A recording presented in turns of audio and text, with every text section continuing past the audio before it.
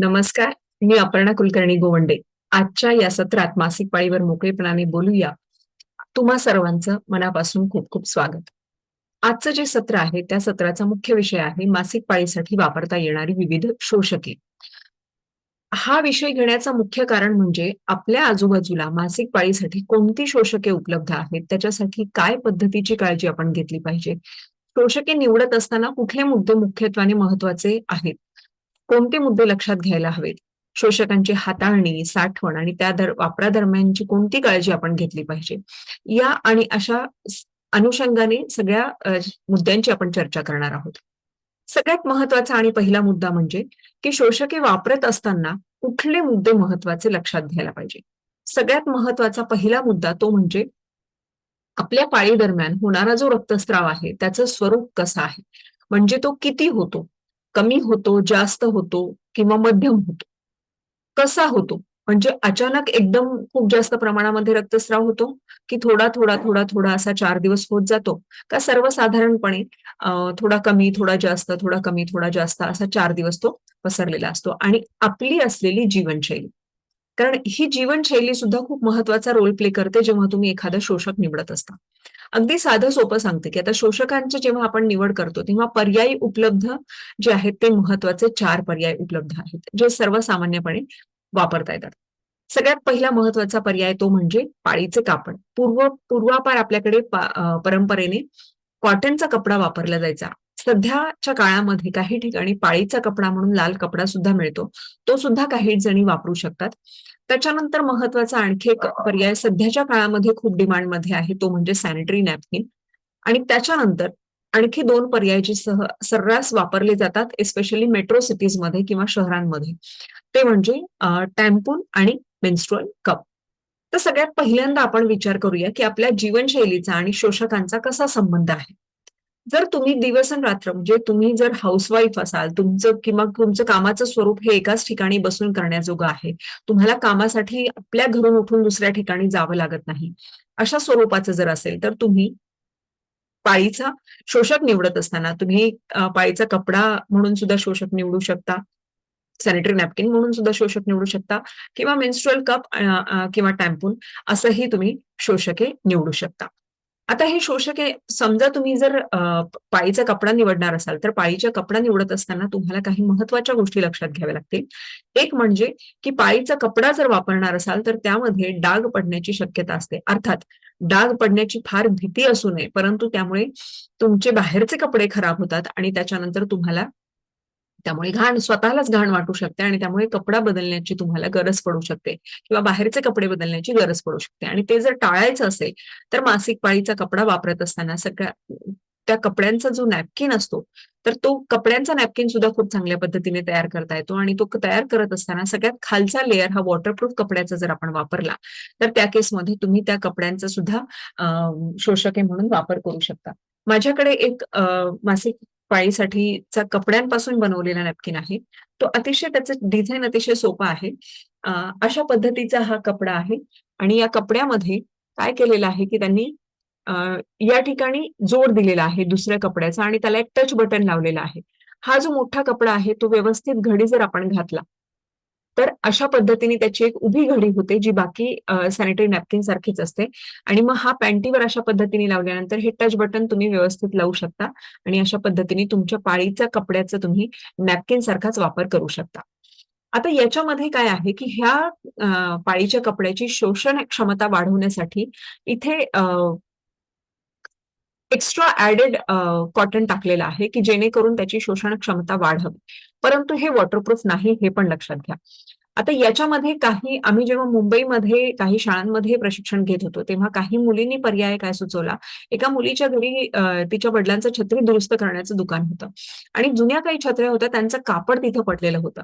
अर्थात आता छत्रीचं कापड जे असतं ते वॉटरप्रूफ असतं. तर मग तिने शक्कल लढवली आणि तिने काय केलं की हा जो कपडा आहे पाळीचा, तर हा घडी घातल्यानंतर हा जो शेवटचा भाग येतो इथे एवढी पट्टी, तर या पट्टीवरती तिने तो छत्रीचा कपडा लावला आणि त्यामुळे आपोआपच तिचा नॅपकिन जो आहे तो वॉटरप्रूफ तयार झाला. तर अशा पद्धतीने देखील तुम्ही अ, अनेक जुगाड करून तुमच्यासाठी स्वतःसाठी अतिशय उत्तम पर्याय तयार करू शकता.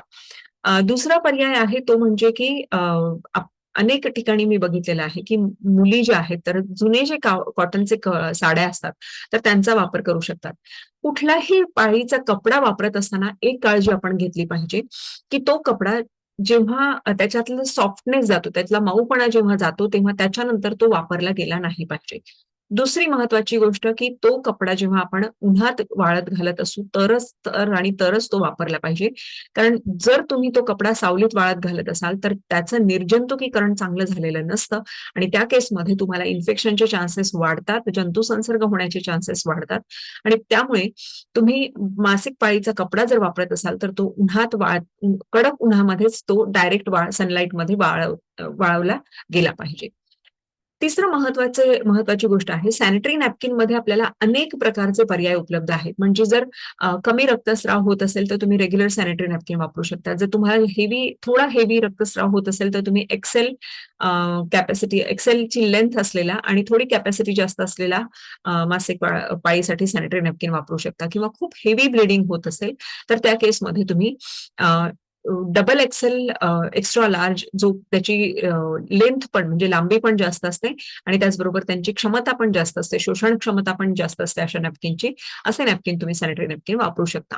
आता हे वापरत असताना तुमची तिथली योनी मार्गाच्या आजूबाजूची जी स्किन आहे ती किती सेन्सिटिव्ह आहे, तर ते पण तुम्हाला बघणं गरजेचं आहे आणि त्याच्यासाठी इचिंग होत नाहीये ना आपल्याला किंवा रॅशेस येत नाहीयेत ना, हे सगळं बघूनच आपण कुठल्या प्रकारचा सॅनिटरी नॅपकिन वापरायचा हे ठरवायचं असतं.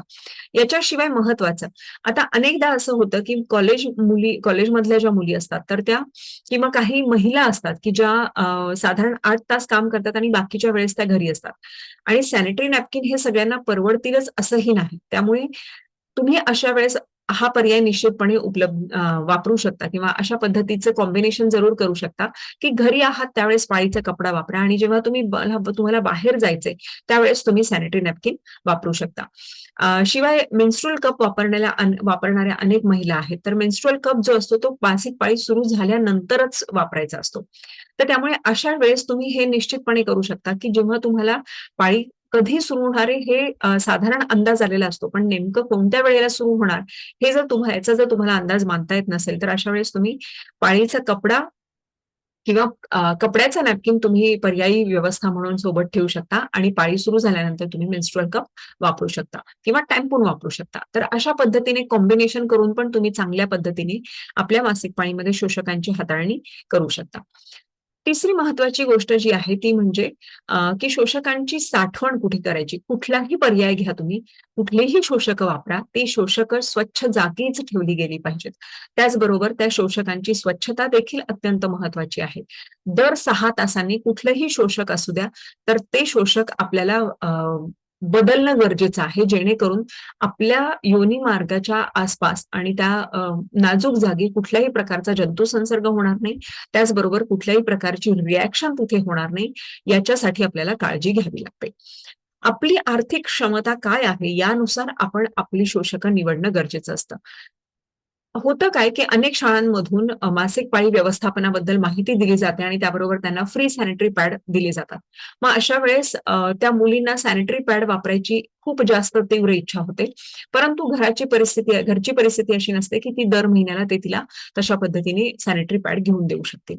मग अशा वेळेस काय केलं पाहिजे? तर अशा वेळेस आपण मुलीला इतर पर्यायांची सुद्धा ओळख करून दिली पाहिजे, जेणेकरून तिच्या माता पालक असतील किंवा पिता पालक असतील, तर ते तिच्याशी या विषयावर उत्तम पद्धतीने बोलू शकतील आणि तिला आर्थिक गणित आणि मासिक पाळी दरम्यान वापरण्यात येणारी शोषकं यांचं व्यवस्थित पर्याय उपलब्ध करून देतील आणि त्या अनुषंगाने तिला उत्तम पर्यायी व्यवस्था मिळू शकेल.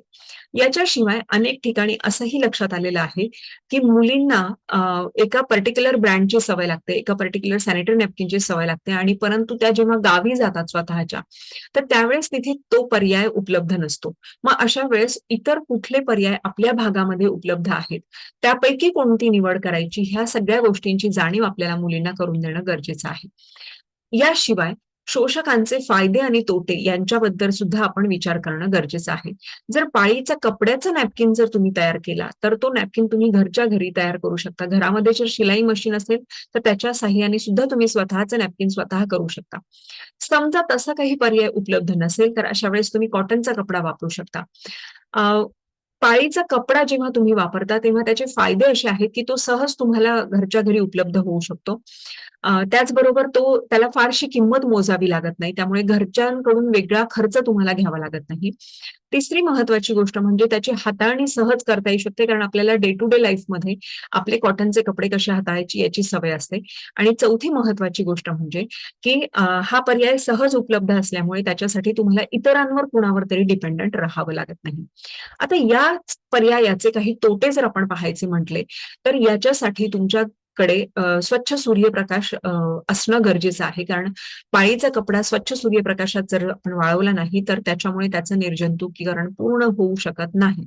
त्यामुळे स्वच्छ सूर्यप्रकाश असणं गरजेचं आहे. तिसरी महत्वाची दुसरा त्याच्या पुढचा तोटा असा आहे, की जर पाळीचा कपडा योग्य वेळेवरती जर बदलला गेला नाही, तर त्याच्यामुळे योनी मार्गाच्या आजूबाजूची जी नाजूक जागा असते, तर तिथे रॅशेस निर्माण होण्याची शक्यता असते किंवा त्या पाळीच्या कपड्याच्या खरखरीतपणामुळे तुमच्या तिथल्या स्किनवरती त्याचा परिणाम होऊ शकतो. तिथल्या त्वचेमध्ये फरक येऊ शकतो. त्यामुळे हा पर्याय आपण खूप काळजीपूर्वक निवडला पाहिजे आणि त्याचबरोबर तशाच पद्धतीने सजगपणे हाताळला पाहिजे.